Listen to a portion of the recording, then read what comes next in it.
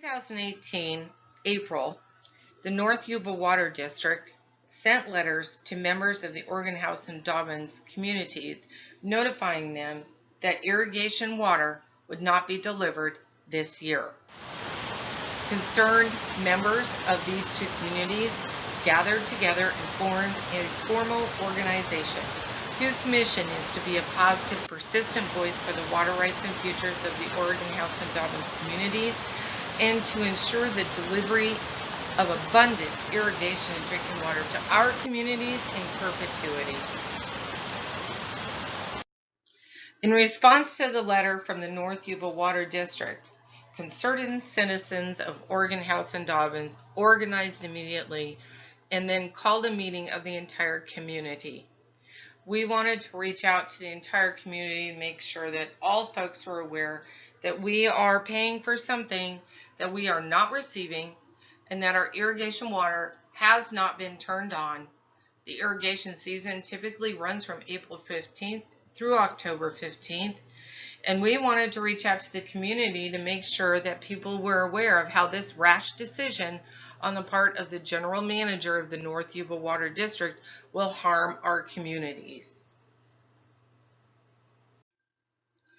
In rural areas that do not have a domestic water supply system, property values are tied to the availability of water. Irrigation water for gardens and crops and vineyards and orchards, and wells for drinking water. Rural areas that no longer have irrigation water available decrease in property values. Ranchers and farmers who own large tracts of land where no irrigation water is available are not able to sell their land because the property is worthless to a potential buyer. In this area, in the Sierra Nevada foothills, our main protection against fire is our on-site water, which is primarily our livestock ponds, which are fed by the irrigation ditch, and our irrigation ditch as well. In this particular area, we have a very high risk of wildfire. In fact, the fire insurance on homes is in the thousands of dollars a year, and that is due to the risk of fire here and the lack of available water to fight fires when fires occur. So our only protection on site is our irrigation ditch and our livestock ponds. We just came out of the Cascades fire last year where 214 people lost their homes. Many people lost their lives. And the fire department locally relies on local hookups for their trucks. Many properties have a yellow stand that they can hook their truck up to, and they can fill their trucks from those stands, which are connected to the irrigation ditch. The second photo on this slide shows one of these stands. That's a hookup for a fire truck, and the concrete structure in the back is noting where the irrigation ditch is. This year there will be no hookup. The ditch is dry. Irrigation water also recharges our groundwater, which sustains our wells. Again, we don't have a domestic water supply. We rely on wells. The precipitation certainly recharges groundwater, but so does our irrigation water. And our local farmers and ranchers and our cottage industries depend on this irrigation for their livelihoods. In this particular area, economy isn't exactly booming, and what economy we do have is largely based on agritourism. Agritourism is essentially visiting those vineyards and those orchards and those ranches and organic farms, all of which depend on the irrigation water. Finally, there are people who move to these areas to become self-sustaining, and lack of irrigation results in a loss of self-sustenance. On May 23, 2018, the Appeal Democrat published an article on the status of water in our local area. What was of note is that water agency officials, not including North Yuba Water District, were quoted as saying that we are above average in our rainfall for the year, and that our reservoirs are above average in fill this year. What these representatives also noted in this article is that even though the snowpack isn't quite what we want to see, the late rainfall that we had brought us well above normal water levels and precipitation, and as a result, all other water districts have begun water deliveries. The only district that has not received water and will not be receiving water is our district, the North Yuba Water District. Why is that? In response to the letter notifying the community that we would not be receiving our irrigation water, a number of folks mobilized to start investigating the situation. A couple of the members decided to investigate the status of water, and what we found is that there is a lot of water there. The photograph on the right is a photograph of Little Grass Valley Reservoir taken on May 16, 2018. The photograph is time and date stamped. And from looking at the photograph, you can clearly see that this reservoir is chock full of water. This is our water. This water travels through an underground tunnel from that reservoir down to the Forbstown ditch, which is the northern portion of the irrigation ditch that ultimately provides irrigation water to Oregon House and Dobbins communities. From Little Grass Valley Reservoir, our water travels underground via the tunnel into the northern portion of the irrigation ditch known as the Forbstown ditch. From this ditch, the water does go to a couple of different places, but ultimately it ends up funneling into Dry Creek, which feeds Mildred Lake and goes on down to feed Collins Lake.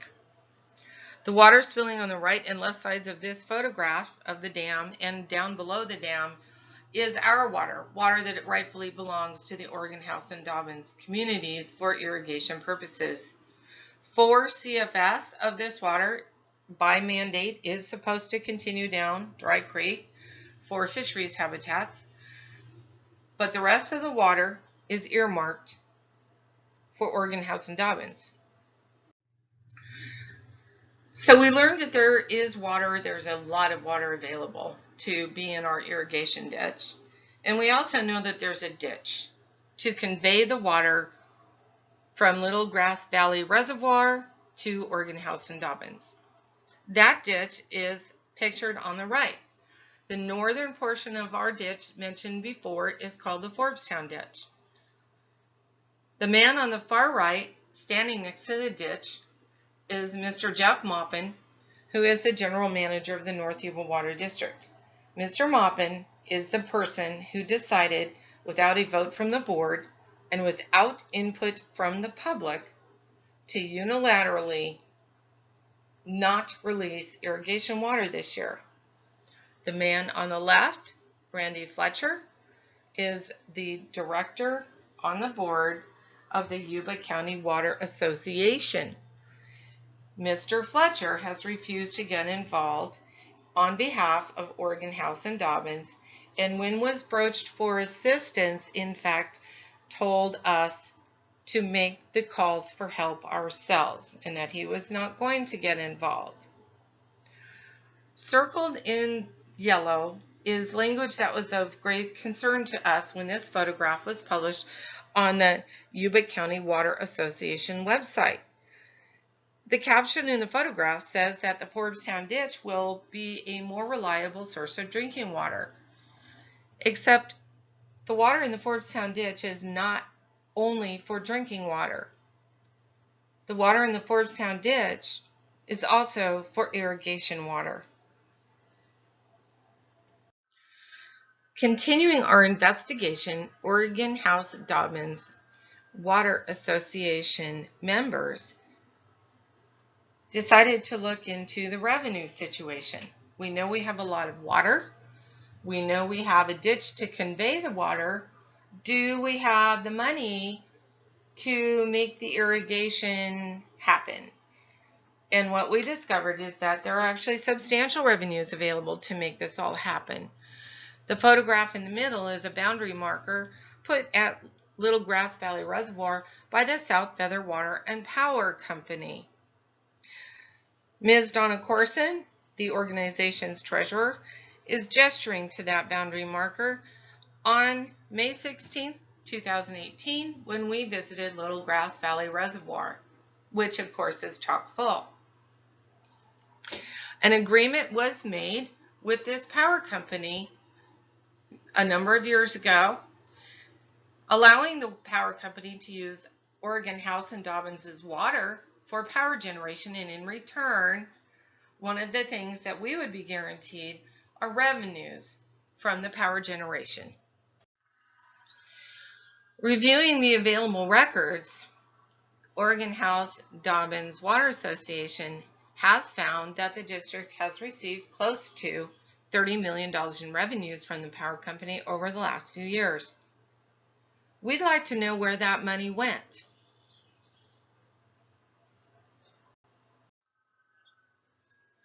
The Oregon House-Dobbins Water Association, during the meeting on May 23, 2018, asked for help from the community. We want to give a voice to our community, want to be that voice for our community, and we want to receive what is rightfully ours and what we have been paying for.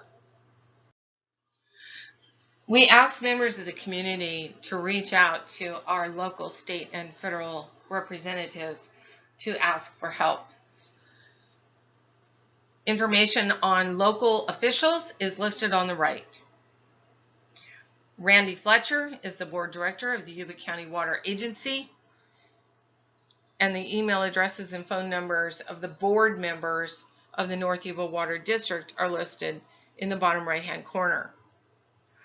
We have reached out to Congressman John Garamendi, who has promised to assist us, and we also will be reaching out to Assemblyman Mr. James Gallagher soon. Anyone who is involved in this issue, anyone who is concerned, could please do the same. We can use all the help that we can get.